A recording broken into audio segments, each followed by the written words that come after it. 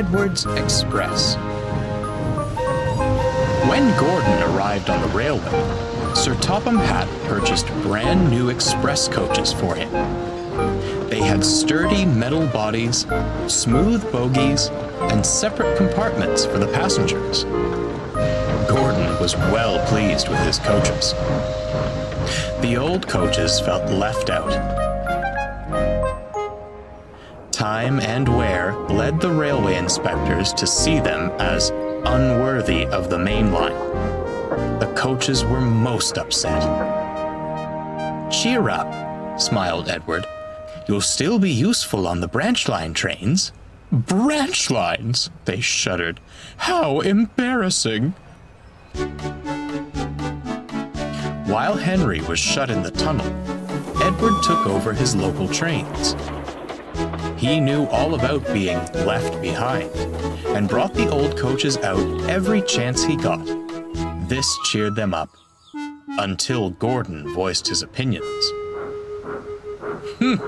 A pity," he sniffed.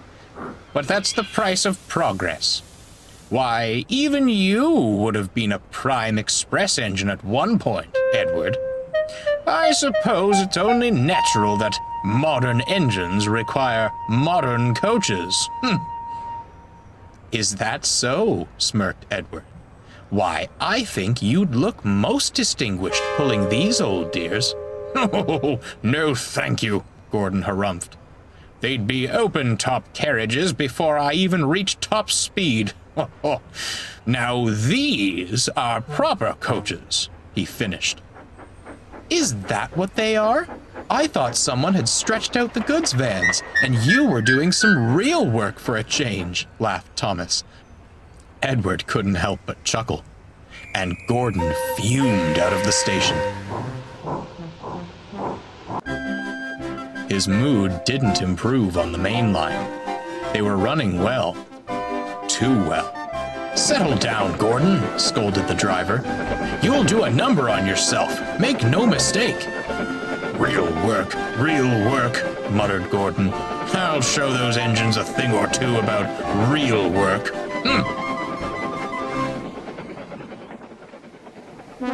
The next morning, Gordon tried to leave the sheds, but he couldn't.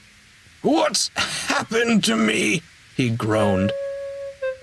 The crew inspected him and quickly found the problem. "Something's wrong with your tender brakes," sighed the fireman. "And with how you were going about yesterday, I'm not surprised." "And you thought the old coaches were the ones who would fall apart," laughed Thomas. Edward shot him a look. "This is no time for teasing, Thomas. The express must go out on time."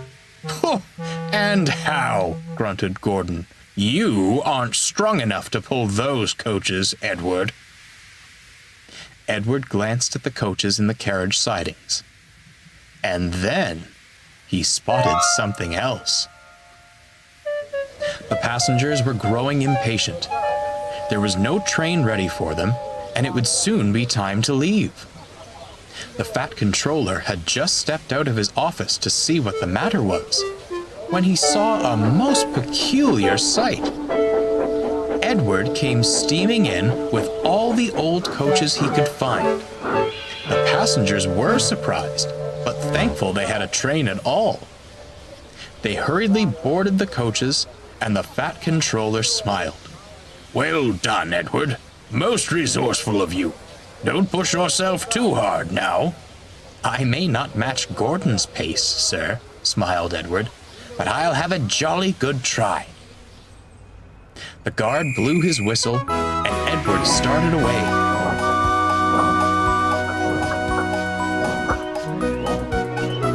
Soon, he was coasting down the main line, making excellent time. He whooshed through the tunnel, giving Henry quite a surprise. "Go on, Edward! Go on!" he cheered. Come along," Edward puffed. "Gentle and fast, cooed the coaches. They were very pleased with Edward.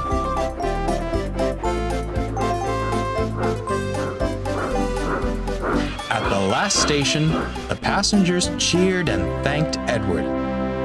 The engine at Vickerstown was most amused, but looked on with admiration. Edward just smiled. He was thankful for a rest.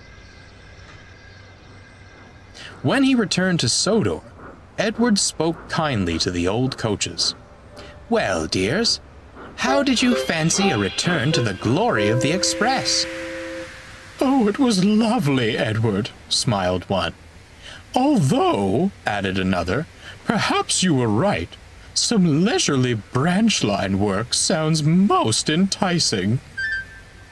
"Well," Edward laughed, "I'd say it's time for a well-earned rest in the carriage shed. Come along." That won't be necessary."